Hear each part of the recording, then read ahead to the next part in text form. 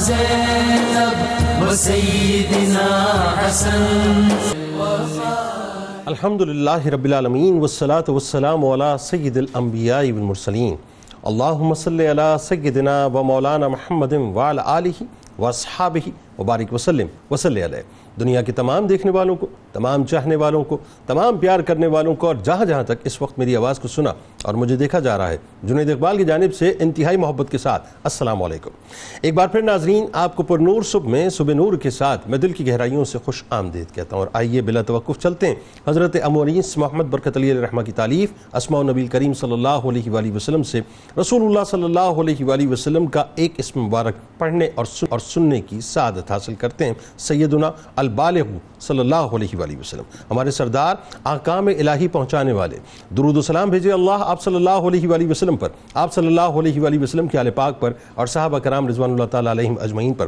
حضرت سلمان فارسی رضی اللہ تعالیٰ عنہ بیان کرتے ہیں کہ رسول کریم صلی اللہ علیہ وآلہ وسلم نے فرمایا کہ تہجد کے وقت نماز پڑھنے کی عادت بنا لو، کیونکہ تم سے پہلی قوموں کے سوالے لوگوں کی یہی عادت تھی، اور تہجد کی نماز بندے کو اللہ کے قریب کرتی ہے، اس کے گناہوں کا کفارہ بن کر انہیں مٹاتی ہے اور جسم سے بیماری کو دور کرتی ہے. ناظرین کرام، دنیا میں آپ کہیں بھی بستے ہو، ہمارے ساتھ آج ضرور رہیے گا، کیونکہ غزوہ تبوک، اس کے اسباب اور پس منظر، حالات اور واقعات اور اثرات و نتائج پہ بات کریں گے. انتہائی اہم ترین مارکہ ہے ناظرین. 9 ہجری تک آپ جانتے ہیں ناظرین کہ اسلام کا نور یمن سے بحرین کی سرحدوں تک اور بحر احمر کے مشرقی ساحل اور شمال میں اردن کی حدود کو روشن کر چکا تھا. عرب کی ساری مخالف قوتیں، طاقتیں ڈھیر ہو چکی تھیں. اب عرب کی سرحدوں سے باہر نکلنے کا وقت آ گیا تھا. غزوہ تبوک ناظرین تاریخ اسلام میں کئی اعتبار سے انتہائی اہمیت کی حامل ہے. یہ غزوہ نبی کریم صلی اللہ علیہ وآلہ وسلم کی ظاہری حیات مبارکہ کا آخری غزوہ تھا، اور اس میں آپ صلی اللہ علیہ وآلہ وسلم نے بحیثیت سپہ سالار بذات خود لیڈ کیا تھا، جس میں مسلمان مدینہ پاک پر حملہ ہونے کی مصدقہ اطلاع کے بعد ڈیفینسو پوزیشن میں باہر نکلے. یہ ایک انوکھا جنگی مارکہ تھا ناظرین، جو سخت ترین امتحان میں ہوا اور بغیر کسی جنگ کے ہی اختتام پذیر ہو گیا. مسلمانوں کا مقابلہ ناظرین آپ جانتے ہیں کہ اس وقت کی سب سے بڑی طاقتور ترین سپر پاور یعنی روم سے تھا، جو تقریباً آدھی دنیا پر اس وقت حکومت کرتی تھی، اور جو ابھی ابھی حریف عالمی طاقت سلطنت ساسان کو زبردست شکست دے چکی تھی، جس کے پاس ناظرین جدید اسلحہ بھی موجود تھا، فوج کی لاکھوں میں تعداد بھی موجود تھی، کھانے پینے کی اشیاء کے ذخائر بھی موجود تھے. مسلمانوں میں اسرت و بے سر و سامانی کا یہ عالم تھا ناظرین کہ مسلمان قحط میں مبتلا تھے اور آگے فصلیں تیار تھیں.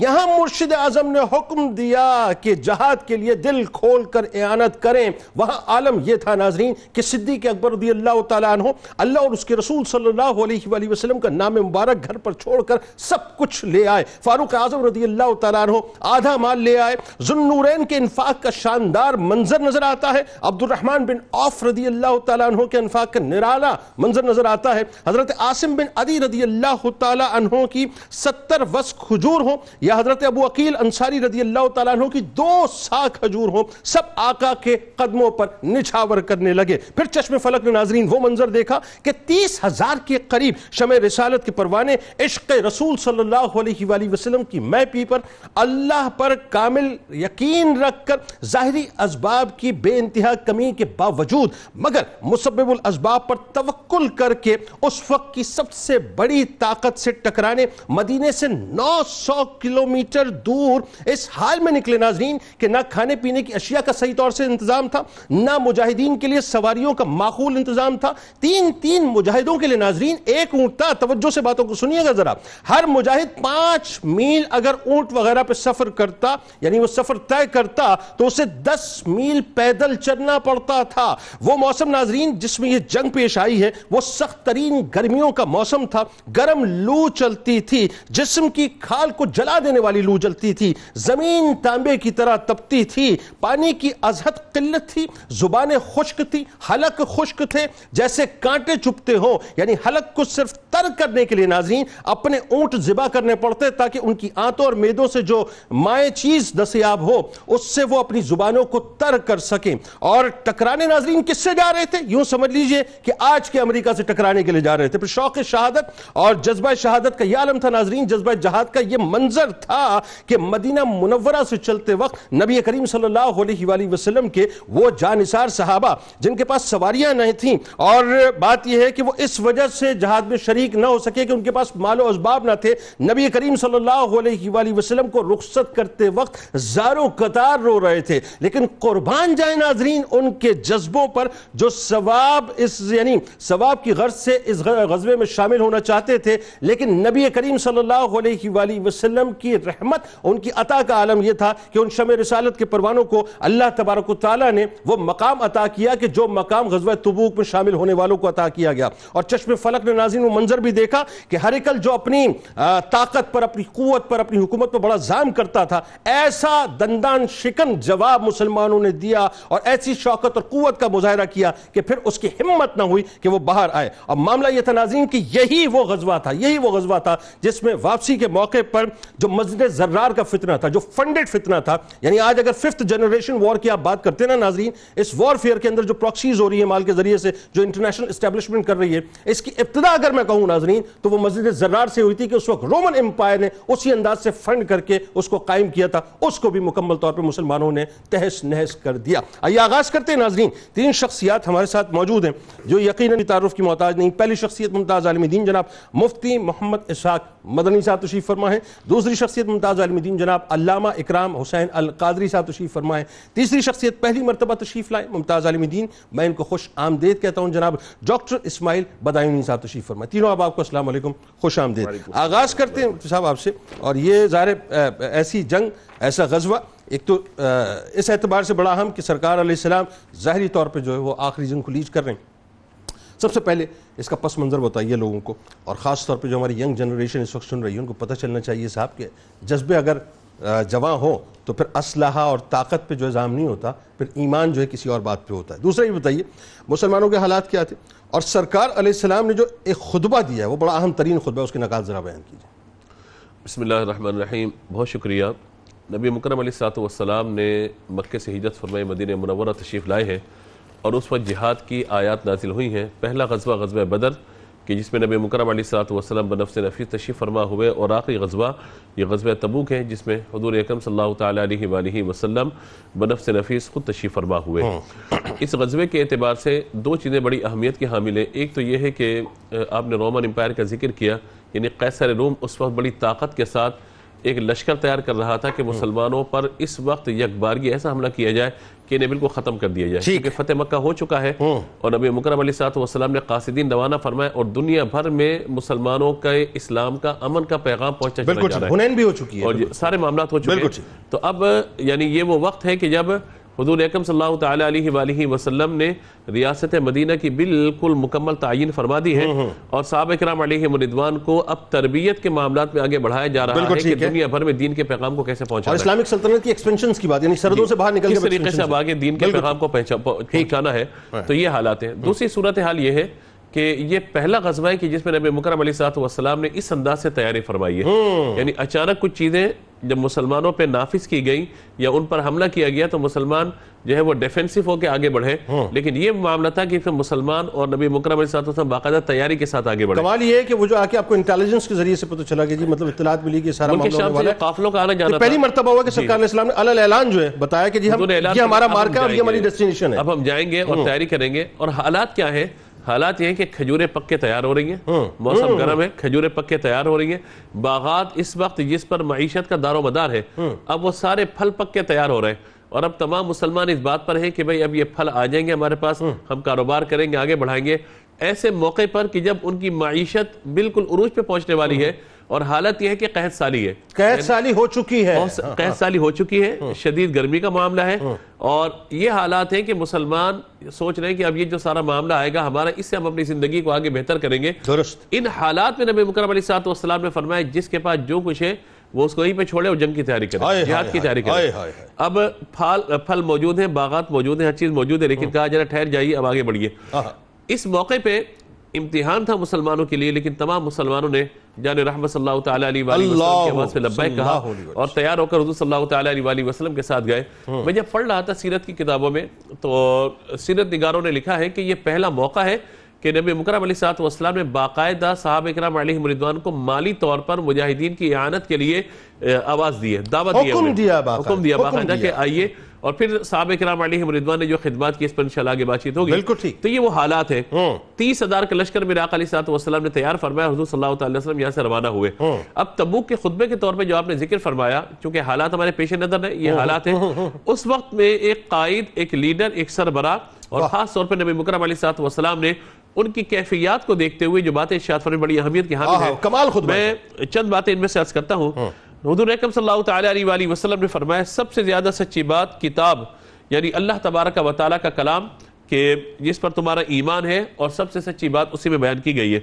دوسرا فرمایا کہ سب سے مضبوط سہارا تقوی کا کلمہ ہے، یعنی یہاں پر اگر ہمارے پاس مالی طور پہ وسعت نہیں ہے، سواریاں موجود نہیں ہیں، اور سامان حرم موجود نہیں ہے، لیکن مطمئن رہو کہ سب سے مضبوط سہارا تقوی کا کلمہ ہے۔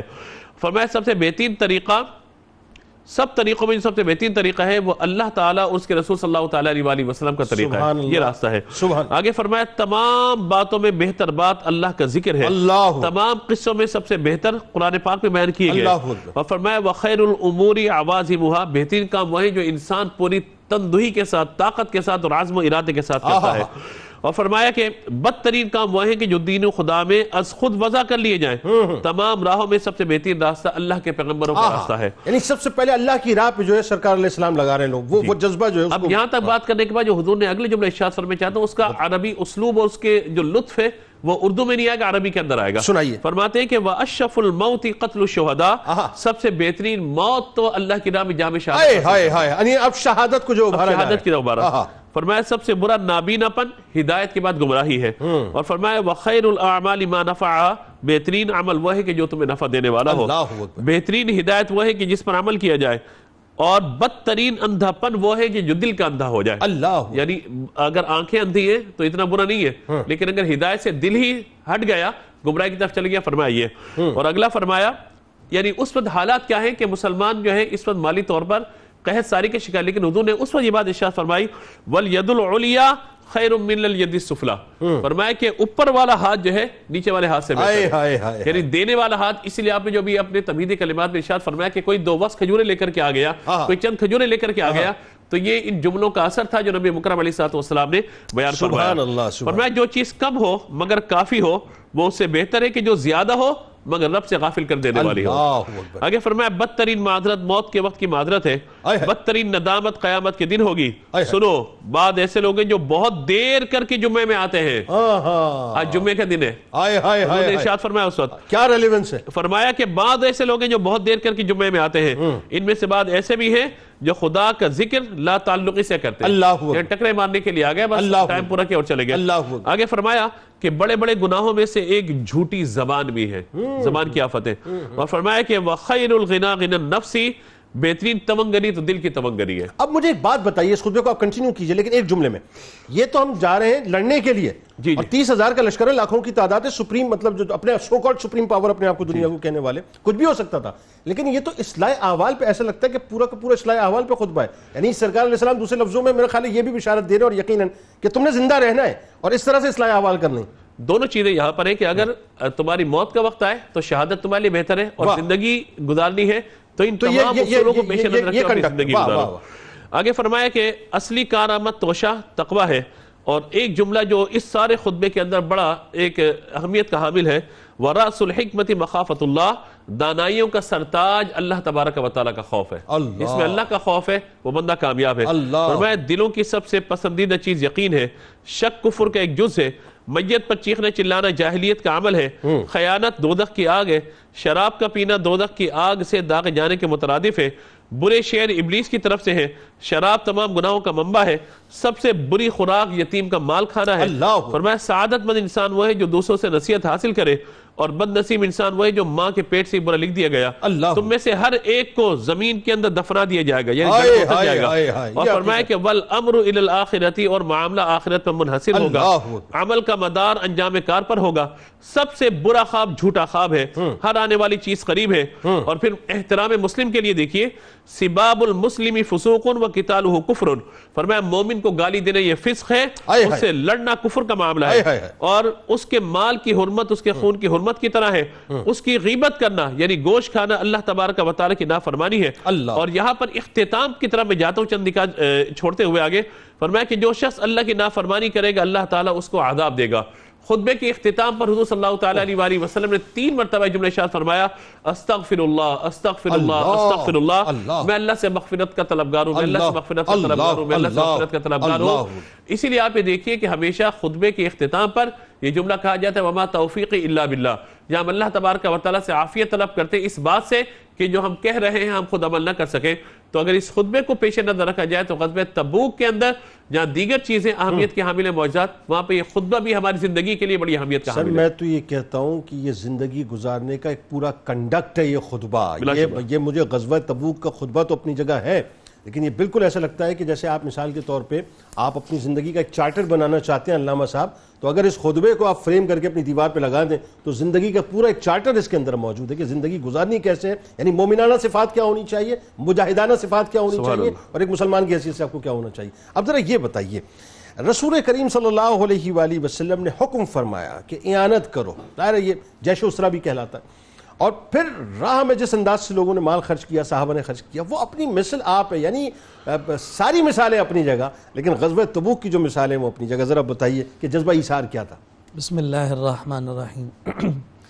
عقل کو تنقید سے فرصت نہیں، عشق پر اعمال کی بنیاد رکھ۔ کیا کہنے، یہ ایک ایسا ضابطہ تھا جو صحابہ کرام رضوان اللہ تعالیٰ علیہ مجمعین نے اپنی زندگیوں میں شامل کر لیا۔ واہ، یعنی کسی بات کو، کسی شے کو عقل پر پرکھنا ہی نہیں ہے، واہ، ہر چیز کو جو تولنا ہے وہ اللہ اور اس کے رسول کے عشق کے پیمانے پر تولنا۔ اللہ اکبر۔ اب انہوں نے درختوں کی ٹھنڈی چھاؤں کو چھوڑا ہے، واہ، اور تپتے ہوئے ریگزاروں کے سفر کو قبول کیا۔ عقل اس کی مخالفت کرتی تھی، لیکن عشق حمایت کرتا ہے تو وہ عشق کے راہی بنے۔ وہ ہے نا فلسفی کو بحث میں خدا ملتا نہیں، دور کو سلجھا رہا ہے پر سرا ملتا نہیں۔ تو یہ عشق کے جو راہی بنے تو اسی عشق نے انہیں آج تک زندہ اور جاوید کر رکھا ہے۔ واہ واہ واہ۔ مال و متاع کی کیا حیثیت ہے، صحابہ تو اپنی جان حضور پر نچھاور کرنے پر آمادہ اور تیار رہتے ہیں۔ آپ دیکھیے حضرت سیدنا عثمان غنی رضی اللہ تعالی عنہ کی ذات والا صفات، جب کائنات کے تاجدار صلی اللہ علیہ وآلہ وسلم نے مسلمانوں کی مدد، نصرت اور اعانت کے لیے حضور علیہ السلام نے اعلان فرمایا ہے، تو جناب عثمان غنی رضی اللہ تعالیٰ عنہ 100 اونٹ ماہ ساز و سامان لے کر حضور کی خدمت میں حاضر ہوئے۔ اللہ اکبر۔ ظاہر سی بات ہے کہ طویل سفر ہے، مشکل سفر ہے، کٹھن سفر ہے۔ حضور علیہ السلام نے دوبارہ اعلان فرمایا، 200 اونٹ ماہ ساز و سامان لے کر آئے۔ واہ واہ۔ پھر دوبارہ اعلان پر 300 اونٹ ماہ ساز و سامان لے کر آئے، اور پھر ایک روایت فرمایا کہ چوتھی دفعہ 1000 اشرفیاں حضور علیہ السلام کی خدمت میں لے کر آئے۔ اور یہ بھی روایت آتی ہے کہ پھر 200 اونٹ دیا آپ نے۔ نبی رحمت صلی اللہ علیہ وآلہ وسلم نے اپنے ہاتھ میں وہ اشرفیاں لی ہیں، اور جو خوبصورت کلمات ارشاد فرمائے، وہ بتائیے۔ ما ضر عثمان ما عمل بعد اليوم، آج کے بعد عثمان کا جو جی چاہے کرتا پھرے، قیامت میں اس سے کوئی باز پرس نہیں ہوگی۔ اللہ اکبر۔ سارے خزانوں کے والی وہ روایتیں بتاتی ہیں کہ اپنے دستے مبارک میں اس طرح سے جو ہے وہ اپنا اشرفیوں کو جو ادھر ادھر کرتے ہیں۔ اس سے مراد کیا ہے کہ قیامت کے دن باز پرس نہیں ہوگی، کچھ بھی کرتا پھرے۔ ہائے ہائے ہائے۔ تو کسی کے ذہن میں خیال پیدا ہو سکتا ہے کہ معاذ اللہ گناہ ان پر جائز ہو گیا، فرمایا نہیں، میرے رسول کی دعا کی برکت یہ تھی، اللہ رب العزت نے عثمان غنی کے دل کو اتنا صاف فرما دیا تھا کہ گناہ کا گمان اب اس دل میں داخل ہی نہیں ہوگا۔ اللہ۔ تو جب وہ پاکیزہ ہستی اللہ کی بارگاہ میں کل پہنچے گی تو اس سے باز پرس گناہ کے بارے میں تو ہوگی نہیں، اس کے درجات کی بلندی کا ہی معاملہ ہو رہا سبحان۔ اب جناب سیدنا صدیق اکبر رضی اللہ تعالی عنہ کی ہستی، آپ کی شخصیت ہم سب کے سامنے ہے، اور اقبال نے گویا کہ 2 مصروں میں ذکر کر دیا تھا کہ پروانے کو چراغ ہے बुलबुल को फूल बस, सिद्दीक के लिए है खुदा का रसूल बस। उस्मान गनी, हजरत उमर फारूक रदियल्लाहु ताला इस ज़ौम में और इस खुश नसीबी में और इस ख्याल के साथ अपने घर का आधा सामान लेकर आ रहे हैं कि इस नाज में लेकर आए, आज मैं जनाब सिद्दीक अकबर से आगे बढ़ जाऊंगा। लेकिन जब पहुंचे हैं, पूछा घर वालों के लिए कुछ छोड़ा है? कहा इसी के मिसल छोड़ कर आया हूं। इसी देर में एक और दुर्वेश हाजिर हो रहे हैं और उनकी दुर्वेशी पर अल्लाह के फरिश्ते भी नाज कर रहे हैं। हुजूर ने जब उनका ज़ाहिरी हुलिया देखा है तो फरमाया घर वालों के लिए भी कुछ छोड़ा है? तो फिर वो हस्ती जो आई है उसे अबू बकर सिद्दीक कहते हैं, जिन्होंने कहा या रसूलल्लाह घर वालों के लिए बहुत कुछ छोड़ कर आया हूं। इस जुमले के जरिए से अंदाजा लगाइए कि जिसके पास ये हो, अब क़ैतुलहुमुल्लाह व रसूला, मैं घर वालों के लिए अल्लाह और उसका रसूल छोड़कर आया हूं, उनके लिए अल्लाह और उसका रसूल काफी है, मैं जो मालो मता था वो सारा आपकी खिदमत में लेकर। अच्छा, यहीं से साबित हुआ ना कि सरकार अलैहिस्सलाम ने जब फरमाया कि मेरे लिए अल्लाह काफी है, तो बात जब सिद्दीक अकबर पे आ गई तो मेरे लिए अल्लाह और उसका रसूल ही काफी है। उम्मत को यही ज़ेबा है। उम्मत का इमाम जो है और हुजूर अलैहिस्सलातु वस्सलाम का नाइब जो अकीदा दे रहा है, उसी अकीदे पर हमें क़यामत तक। वाह वाह वाह, क्या और बहुत सारे वाक़यात जनाब अब्दुर्रहमान बिन औफ के, दीगर सहाबा के जिक्र हो सकते हैं। मैं दो इंतहाई अहम वाक़यात जो कम अहादीस की कुतुब में, सीरत में मिलते हैं, उनकी तज़किरा करना चाहता हूं। बताइए। एक इस्तिलाह कुरान के ज़िम्न में सीरत निगारों ने जिक्र की है, बक्काइन, रोने वाले। कुछ सहाबा हुजूर की खिदमत में हाजिर हुए, अर्ज़ करने लगे या रसूलल्लाह कोई अशरफियां लेकर आ रहा है, कोई घोड़े लेकर आ रहा है, कोई ऊंट लेकर आ रहा है, कोई मालूम मता लेकर आ रहा है, हमारे पास तो जो है देने के लिए कुछ नहीं है, तो हम किस तरह से शामिल हों? हम शामिल होना चाहते हैं, हमें जो है सवारियां दीजिए। हुजूर ने फरमाया ला अजीदु मा अहमिलुकुम अलैहि, मेरे पास सवारियां नहीं है कि तुम्हें दूं कि मेरे साथ सफर में तैयार। हाय हाय हाय। इस सबब से वो सफर में ना जाने की वजह से रोने लगे। कुरान ने उनके रोने का तज़किरा किया। जो वापस रोते हुए जा रहे हैं ना, फरमाया तवल्लव व आयुनहुम तफीदु मिनद दमी हज़ना अल्ला यजिदु मा युनफिकून। क्यों रोते हैं? इस गम से रोते हैं कि आज हम हुजूर के साथ ना जा सकें। ये जब आयत नाजिल हुई और इसके जवाब में हज़रत नबी रहमत सल्लल्लाहु अलैहि वसल्लम ने इस शिकस्ता दिली को बर्दाश्त ना फरमाया और ऐलान किया, तो हज़रत साद ने कीमती ऊंट खरीद कर हुजूर की खिदमत में दिए। जनाब बिलाल हबशी को भेजा, जाओ उन रोने वालों को बुलाकर लेकर आओ। अल्लाह रब्बुल इज़्ज़त ने उनके लिए सवारियों का इंतजाम और आंसू कभी कभी इस अंदाज में भी कहा। एक और साहबी हज़रत अलबा बिन ज़ैद रदियल्लाहु ताला अन्हु, इनके पास भी देने को कुछ नहीं है। जब देने को कुछ नहीं है तो रात को उठकर रब की बारगाह में दुआ कर, ठीक है, दुआ करते हुए कहने बारी तआला कुछ नहीं है कि मैं दे सकूं, हाँ इतना जरूर कर सकता हूं, अगर किसी मुसलमान के जरिए से मेरी हक तलफी हुई, मैंने उसे माफ किया, मेरे हक के बारे में कल उससे सवाल मत करना, यही मेरा सदका है, यही अतिया है। हुजूर अलैहिस्सलातु वस्सलाम ने सुबह फरमाया, रात को जिसने रब की राह में सदका किया खड़ा हो जाए। तो जाहिरी तौर पर तो किसी ने सदका नहीं किया। और फिर हुजूर अलैहिस्सलातु वस्सलाम जब 2-3 दफा सवाल किया, जवाब कोई ना आया, तो जनाब अलबा को खड़ा किया, कहा तुमने रात सदका नहीं किया? फिर हुजूर ने खुद दुआ इरशाद फरमाई कि तुमने ये दुआ की थी? कहा या रसूलल्लाह दुआ की है। फरमाया मुबारक हो, अल्लाह रब्बुल इज़्ज़त तुम्हारे सदके को क्या जज्बे। बल्कि ये इसार और कुर्बानी। आपकी बात से मुझे हजरत अबू अकील अंसारी रज़ियल्लाहु ताला अन्हु याद आ गए। 2 साल आपने खजूरें दी थी, हमारे साथ नाज़रीन आपने रहना है। वक्फे के बाद ये लतीफ़ सा वाक़या आपको सुनाऊंगा, लेकिन इससे कबल ज़रा हमें ये बताइए डॉक्टर साहब कि ग़ज़वा तबूक के लिए जो लश्कर की तैयारी हो रही है, अब ज़रा उसका मंजरनामा थोड़ा सा बयान कीजिए, और ख़ास तौर पे जो रवानगी का जो मामला है और जो सफरी सोबतें बर्दाश्त की जिस तरह से सहाबा ने, और फिर सूरत तौबा में सूरत हाल को अल्लाह तबारक व तआला ने जैसे बयान फरमाया। बहुत शुक्रिया। मामला ये है कि जैसा कि 900 किलोमीटर दूर ये ग़ज़वा तबूक होने जा रहा था, वसाइल की शदीद कमी, और जैसा कि उलमाए किराम ने भी बताया कि अल्लाह के नबी सल्लल्लाहु ताला अलैहि वसल्लम ने इस लश्कर की अयानत का हुक्म दिया, और सहाबा इकराम ने जैसा ईसार किया वो भी अपनी मिसाल आप है। ऐसे ही गर्मियों का मौसम, फल पके हुए, और सहाबा इकराम जो हैं वो ऊँटों को ज़िबा करते और फिर आंतों से और मैदे से जो पानी की सूरत में मिलता उससे अपने गलों को तर करते। इस कैफियत के साथ उन्होंने जानिसारी की ऐसी तारीख रकम की। और इसके अलावा अगर आप देखें कि उस दौर में माहौल और क्या बन रहा था, जो आपने तज़किरा किया इब्तिदा में कि 5th जनरेशन वॉर, کہ صحابہ اکرام جانثاری کے یہ سارے واقعات، ایک طرف ایک اور طبقہ موجود ہے منافقین کا، بالکل ٹھیک ہے، اور وہاں پہ مسجد زرار کو قائم کیا گیا، بالکل ٹھیک ہے، ان ایکسس ان کا جو ہے اپنا کیسر روم کے ساتھ تھا جی۔ اور اب وہ منافقین کیا کر رہے ہیں؟ مسلمانوں کے ان حوصلوں کو دیکھتے ہوئے عام مسلمانوں کے حوصلوں کو پست کرنے کے لیے کہہ رہے ہیں کہ یہ موسم تو اس لائق نہیں ہے کہ کہیں پہ سفر کیا جائے، ٹھیک ہے، کہ جائے گا کہ تم جہاد کے لیے جاؤ۔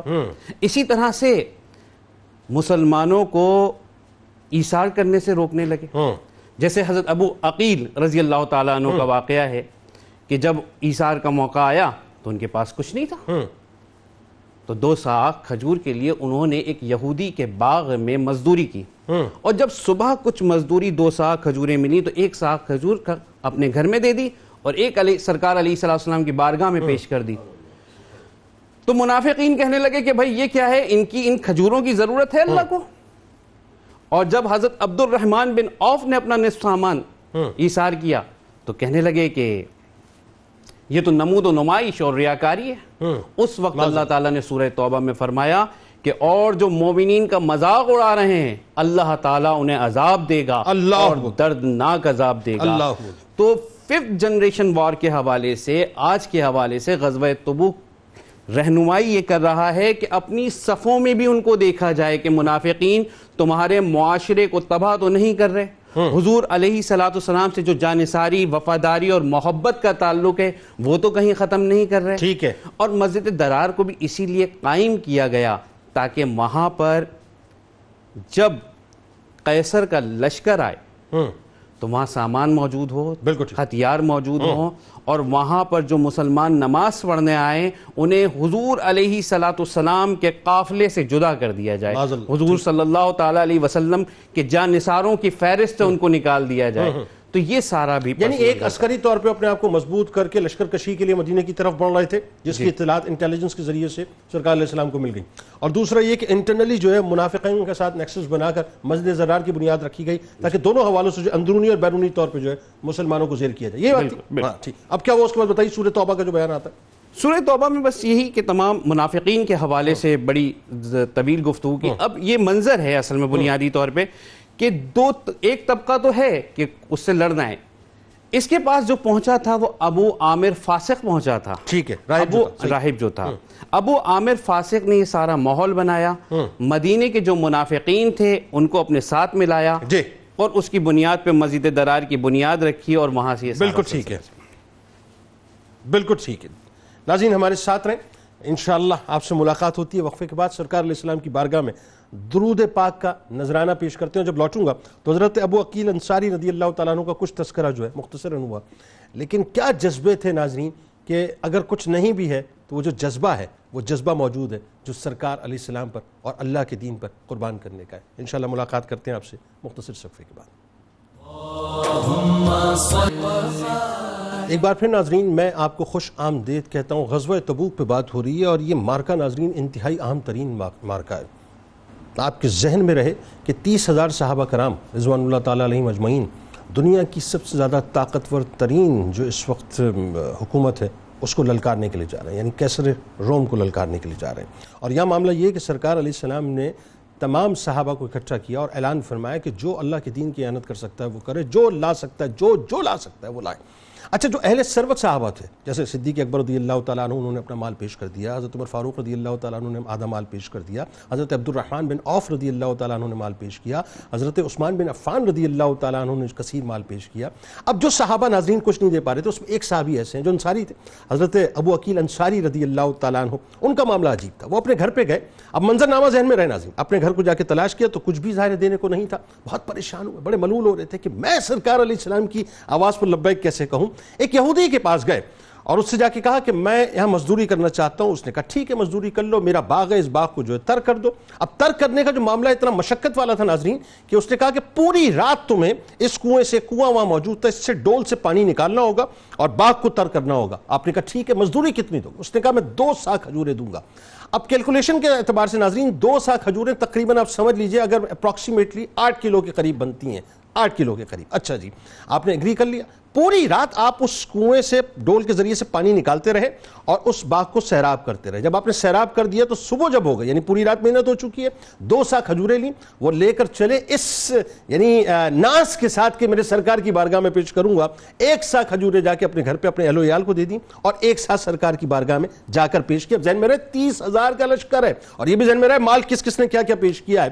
میرے سرکار نے دل شکتی نہیں فرمائی ناظرین, بلکہ میرے سرکار نے ان کو بہت زیادہ اپریشیٹ کیا, ان کی دل جوئی کی, اور ایک صحابی کو بلوایا, اور بلوانے کے بعد آپ نے فرمایا کہ یہ 1 سا کھجوریں لو, اور جتنے بھی جو ڈھیر لگے ہوئے ہیں ذخیرے کے 2-2 کھجوریں کر کے تمام جتنے بھی ڈھیر ہیں اس کے اوپر رکھ دو.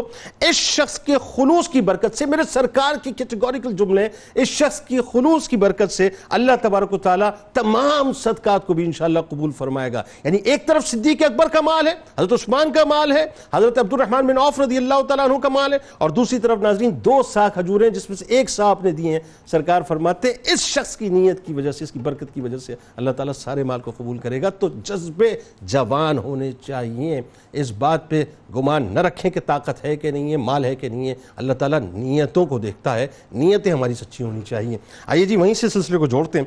حضرت ابو خیثمہ انصاری رضی اللہ تعالیٰ عنہ اور حضرت ابو ذر غفاری رضی اللہ تعالیٰ عنہ کی, اب یہ جو آپ کی شرکت ہے اس غزوے کے اندر, اس کے بڑے جو ہے ایمان افروز واقعہ ہے, بتائیے ذرا.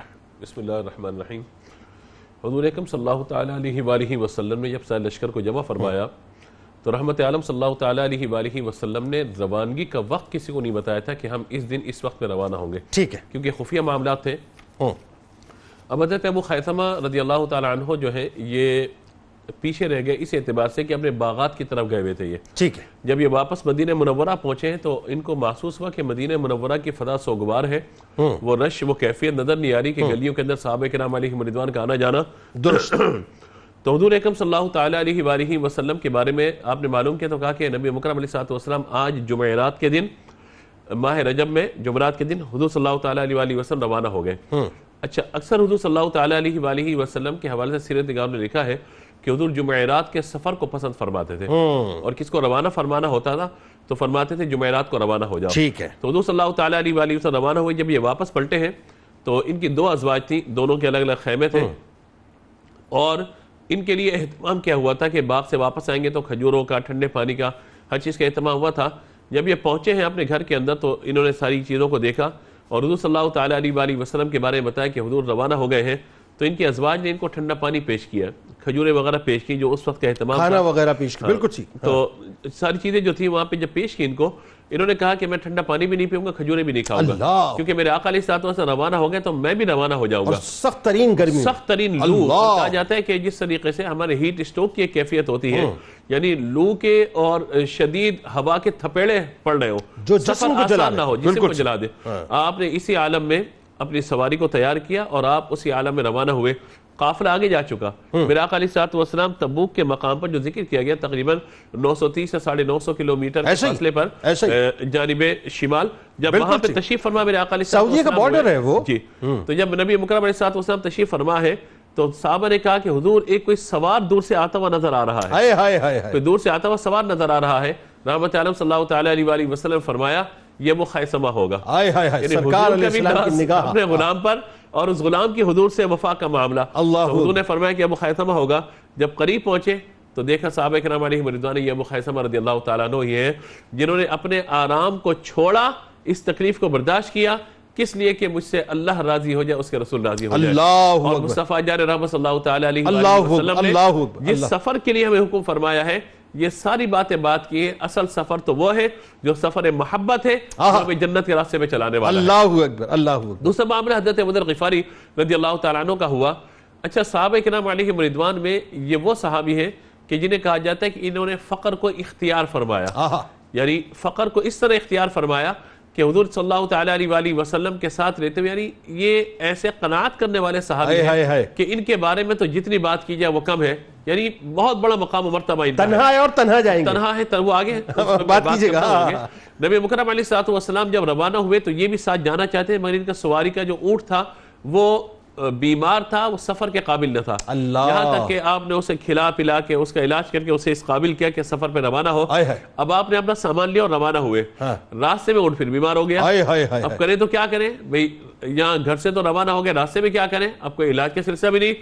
آپ کا جذبہ جہاد اور حضور سے وفا کا معاملہ یہ کہ آپ نے اونٹ کو وہی چھوڑا، اپنا سامان اپنے کندھوں پہ لیا اور روانہ ہو۔ اچھا یہ 9 کلومیٹرز کی بات نہیں ہو رہی ہے، خیال رکھیے گا، 900 کلومیٹر کی بات ہو رہی ہے۔ سننے والوں کو توجہ دلائیے گا اس طرف۔ ابھی ظاہر ہے تاریخ یہ نہیں بتا دی کہ کس جگہ پہ جا کے آپ کا اونٹ جو ہے وہ بیمار ہوا۔ ہماری گاڑی اگر خراب ہو جائے راستے کے اندر تو ہمیں اس کو سائڈ پہ کرنے کے لیے 2-4 لوگ چاہیے ہوتے ہیں، بالکل ٹھیک ہے، لیکن آپ یہ دیکھیے کہ اپنے سواری کے جانور کو جو اس وقت ان لوگوں کا کل متاع ہوا صحرا میں تنہ تنہا آپ نے اس کو چھوڑا، اور سخت گرمی کے عالم میں یہ حالات ہیں کہ بعض روایت کے اندر یہ بیان فرمایا کہ آپ کے پاس پینے تک کا پانی بھی ختم ہو گیا سفر کے دوران۔ آپ پہنچے اور پیدل چلتے ہوئے جا رہے ہیں یہاں تک کہ نبی مکرم علیہ السلام جس مقام پہ تشریف فرما وہاں پر پہنچتے ہیں، اور دور سے جب آتے وقت کوئی شخص نظر آ رہا ہے، صحابہ نے کہا حضور کوئی پیادہ شخص آتا ہوا نظر آ رہا ہے۔ میرے آقا علیہ السلام مسکرائے فرمایا یہ ابو ذر ہی ہوگا، ایسا گمان حضور صلی اللہ علیہ وسلم۔ جب وہاں پہنچے ہیں تو پیاس اور بھوک کی شدت سے آپ کی کیفیت بڑی عجیب ہے، حضور نے پانی دینے کا حکم فرمایا، آپ نے پانی وغیرہ پیا، حضور صلی اللہ تعالیٰ علیہ وسلم نے کیفیت پوچھی کہ حضور سواری کے جانور بیمار یہ سارا معاملہ، نبی مکرم علیہ السلام نے فرمایا تم تنہا آئے ہو نا، تم تنہا جیو گے، تنہا مرو گے اور تنہا ہی اٹھائے جاؤ گے۔ اب یہ واقعہ کیا ہے؟ حضور نے تو بات ارشاد فرما دی۔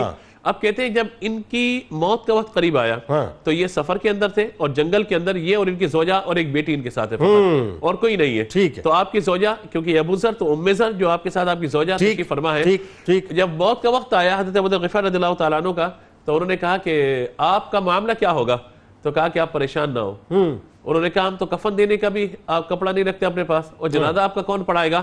تو آپ نے فرمایا کہ مطمئن رہیے، میرے آقا علیہ السلام نے مجھ سے فرمایا تھا، تبوک کے موقع پہ اور اس وقت فرمایا تھا کہ اے ابو ذر تمہارا تنہائی میں انتقال ہوگا، لیکن مطمئن رہنا کہ ایک مسلمانوں کی جماعت آئے گی جو تمہیں کفن بھی دے گی اور تمہاری نماز جنازہ بھی ادا کرے گی۔ تو میں جب انتقال کر جاؤں تم نے پریشان نہیں ہونا، مسلمانوں کی جماعت آئے گی، اور میرے آقا علیہ السلام، میرے کریم آقا نے جو مجھ سے وعدہ فرمایا ہے، میرے آقا علیہ السلام کی بات پوری ہوگی۔ آپ کا وصال ہوا، کہا جاتا ہے ایک جماعت مسلمانوں کی آئی وہاں پر، حضرت عبداللہ بن مسعود رضی اللہ عنہ، کتنے بڑے صحابی، مفسر قرآن صحابی، آگے کہ علم سیکھنا ہو تو حضرت ابن مسعود سے جا کر سیکھو، یہ مقام۔ آپ وہاں پہنچے تو کہا کہ کون ہے خاتون؟ یہ کہا کہ ان کے انتقال ہوا، چہرہ دیکھا، کہیں تو ابو ذر ہے۔ کہا حضور کی وہ بات یہاں آج پوری ہو رہی ہے، آپ کی ایک انصاری صحابی نے کفن کا انتظام کیا، آپ نے جنازہ پڑھایا اور سارا کا سارا معاملہ کیا۔ تو آپ بھی دیکھیے جان نثاری کی یہ وہ واقعات ہیں کہ جنہیں اللہ تبارک و تعالی نے سعادت بخشی ہے، انہوں نے اپنا تن بھی قربان کیا، مال بھی قربان کیا، دھن بھی قربان کیا، اپنا سب کچھ قربان کر کے بھی وہ اس بات پر راضی ہے کہ ہم سے اللہ راضی ہو جائے، اس کا رسول راضی ہو جائے۔ بیونڈ دی امیجنیشن ہیں یہ باتیں، سبحان اللہ جی، بیونڈ دی امیجنیشن۔ علامہ صاحب میرے سرکار علیہ السلام پہ ہمارا سب کچھ قربان، لیکن وہ کیا اعلیٰ و عرفہ لوگ تھے، کیا اعلیٰ و عرفہ۔ آپ یہ دیکھیے کہ سرکار علیہ السلام اس سفر میں جا رہے ہیں تو آپ نے جہاں پہ مطلب قوم سمود پہ جہاں عذاب آیا، آپ نے منع فرما دیا کہ انڈیل دو اپنی ہنڈیاؤں کو، مطلب دوسرا سوال کسی نے نہیں کیا، انڈیل دیا صاحب، یعنی عذاب کی جگہ نہ رکے، نہ سرکار علیہ السلام کے فرامین جو ہیں ان کو کسی طور سے نگیٹ کیا۔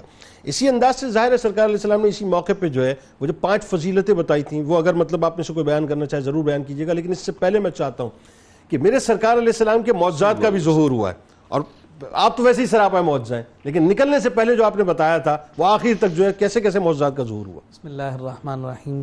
اللہ نے جتنے بھی انبیاء اور رسول بھیجے تمام کو ان کی نبوت اور رسالت پر دلیل کے لیے معجزات عطا کیے، جزوی اور حصی معجزات کے ساتھ سارے نبی آتے رہے، لیکن سراپا معجزہ بن کر صرف جانب عالم صلی اللہ علیہ وسلم کی ذات تشریف لائی۔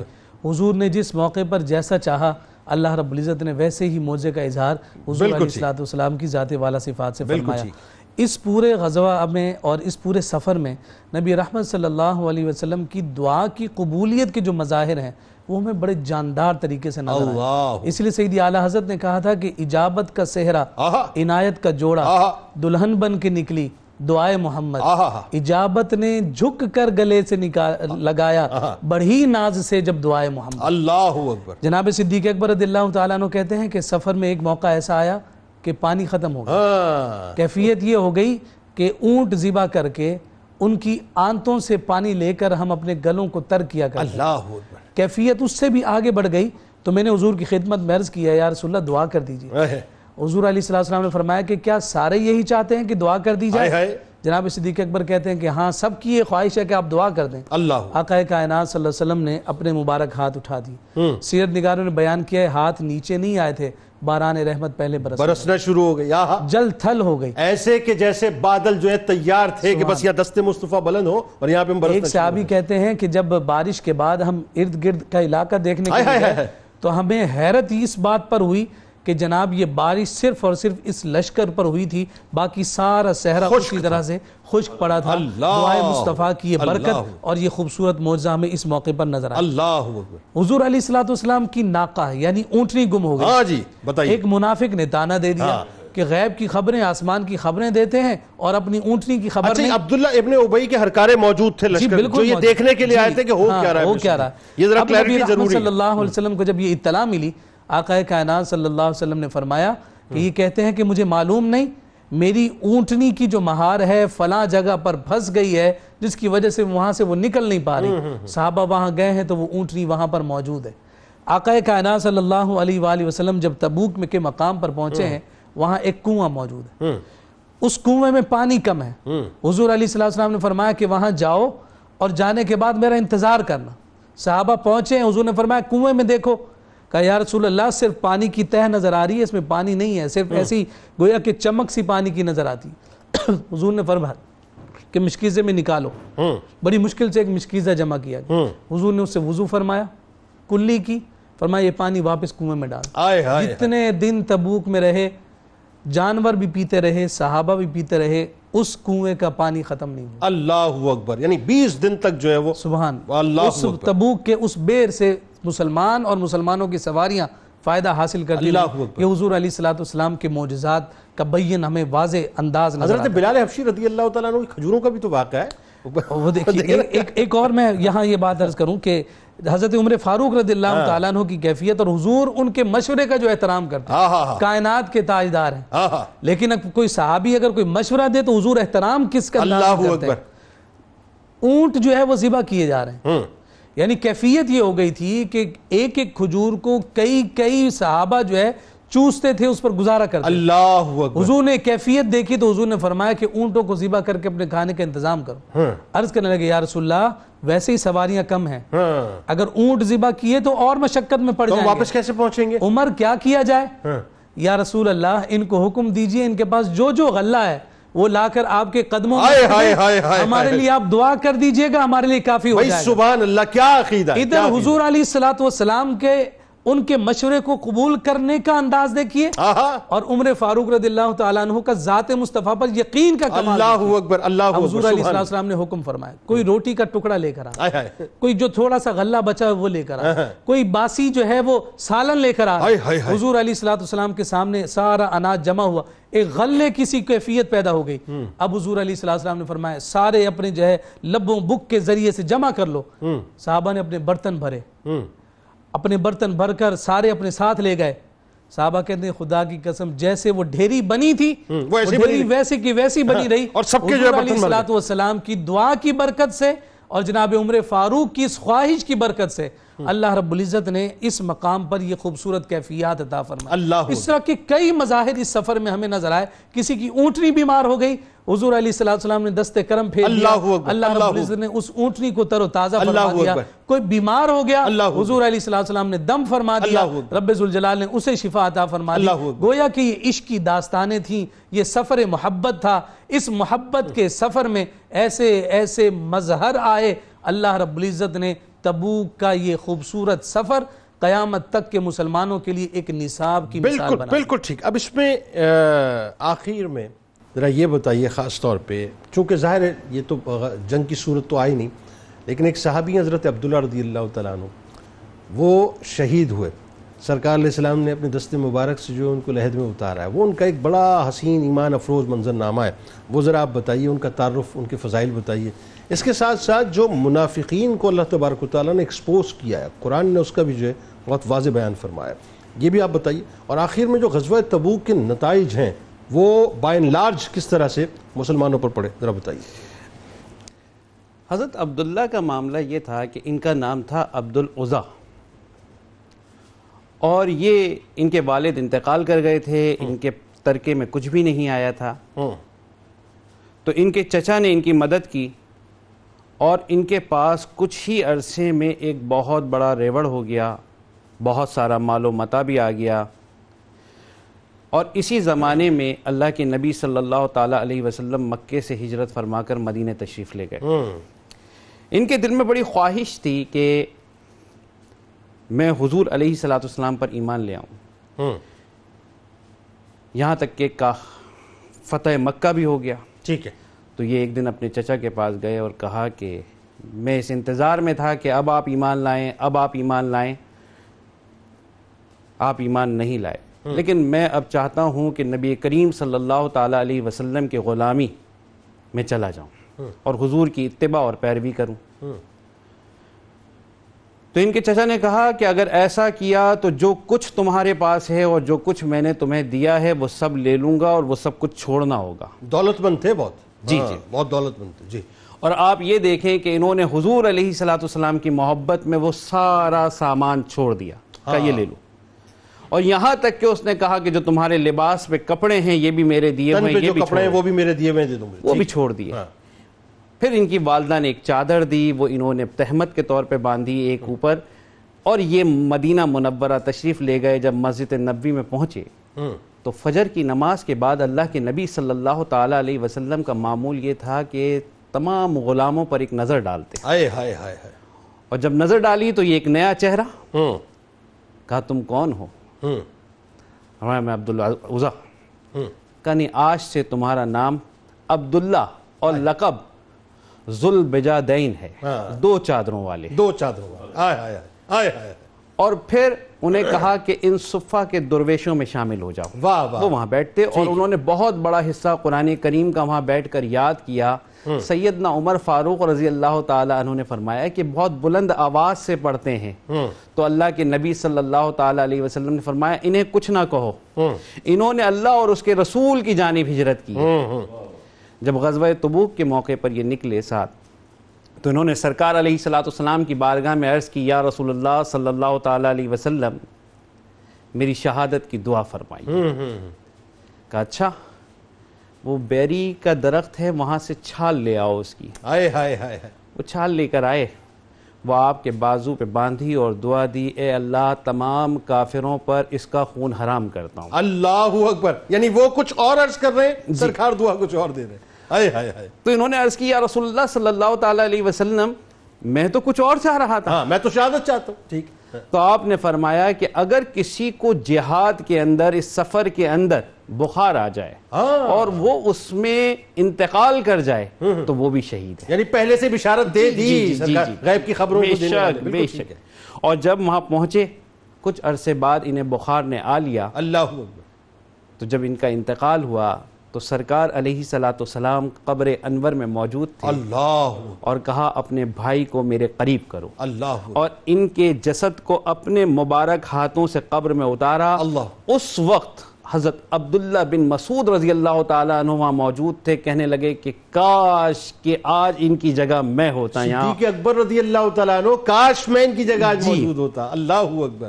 تو یہ ایسے واقعات تھے، یہ وہ شہید تھے جو غزوہ تبوک میں شہید ہوئے۔ اچھا، منافقین کیسے ایکسپوز ہوئے؟ اچھا، منافقین کا اب سارا معاملہ آپ دیکھیے۔ ایک تو مسجد درار کا واقعہ بالکل، وہ تو ہم نے گفتگو کر لی۔ ٹھیک ہے، حضرت علامہ صاحب نے جیسا بتایا کہ اونٹنی کے واقعے پہ انہوں نے حضور علیہ السلام کے علم پر اعتراض کیا کہ آپ کو غیب کا علم نہیں ہے۔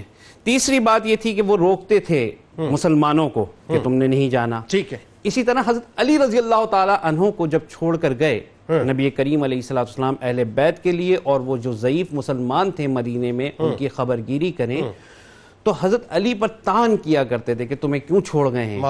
تو اس وقت جو ہے حضرت علی رضی اللہ تعالیٰ عنہ فوراً نکلے اور حضور علیہ السلام کے پاس پہنچے، تو اللہ کے نبی صلی اللہ تعالیٰ علیہ وسلم نے حضرت علی رضی اللہ تعالیٰ عنہ سے فرمایا، کیا تم میرے لیے ایسے نہیں ہو گے جیسے موسیٰ علیہ السلام کے لیے ہارون علیہ السلام تھے؟ ہاں البتہ میرے بعد کوئی نبی نہیں ہے۔ اللہ، تو یہ منافقین کا کردار تھا۔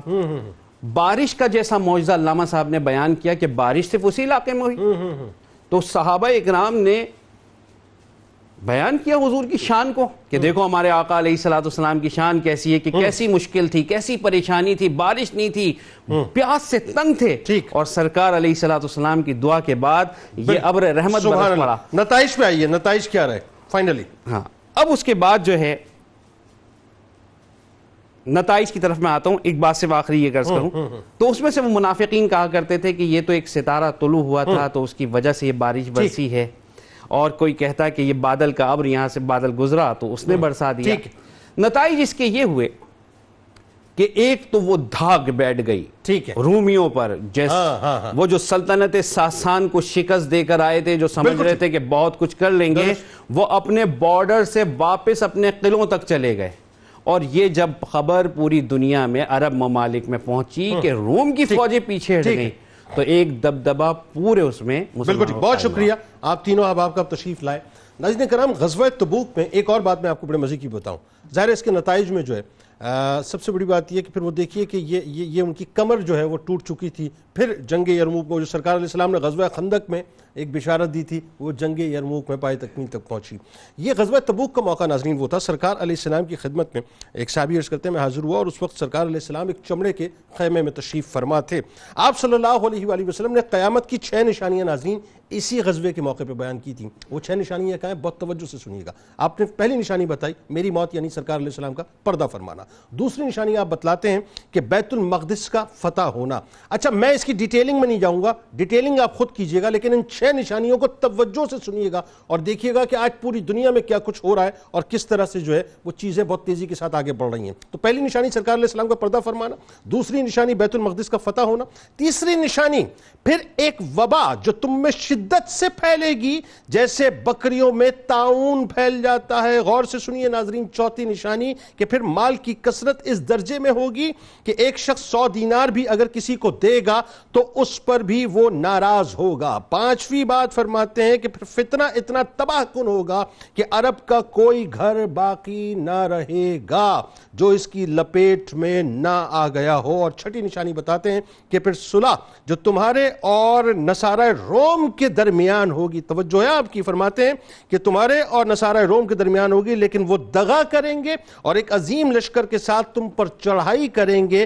اس میں 80 جھنڈے ہوں گے اور ہر جھنڈے کے ماتحت 12,000 فوج ہوگی، یعنی 90,60,000 کی فوج ہوگی۔ یہ ہے ملحمۃ الکبریٰ کے حوالے سے بشارت۔ آئیے کتاب الشفا کی جانب چلتے ہیں۔ سورہ کہف کی فضیلت، فرمان رسول صلی اللہ علیہ وآلہ وسلم، جو شخص جمعے کے دن سورہ کہف کی تلاوت کا معمول بناتا ہے اللہ تبارک و تعالیٰ اس کے رزق میں برکت عطا فرماتا ہے اور اسے قلبی سکون عطا فرماتا ہے۔ حضرت شیخ سعدی رحمۃ اللہ علیہ کا قول مبارک ہے کہ مصیبت میں حوصلہ نہیں ہارنا چاہیے، ہمت سے اس کا مقابلہ کرنا چاہیے۔ ہمت طاقت سے زیادہ کام کرتی ہے۔ روزنامہ 92 نیوز میں آج غزوہ کے حوالے سے آرٹیکل ضرور پڑھیے گا، ٹویٹر پہ، فیس بک پہ، یوٹیوب پہ میں ضرور فالو کیجیے۔ آپ وہاں موجود ہیں، یہاں موجود ہیں، مل کے نعرہ لگائیں گے۔ لیکن تجدید عہد وفا، لا یؤمن احدکم حتی اکون احب الیہ من والدہ وولدہ والناس اجمعین۔ اللہ تعالیٰ آپ کا، ہمارا، ہم سب کا، پاکستان کا اور امت مسلمہ کا حامی و ناصر ہو، آمین۔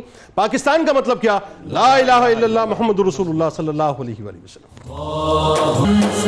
وسیدنا حسین وعلی آلہ وصحبہ وبارک وسلم۔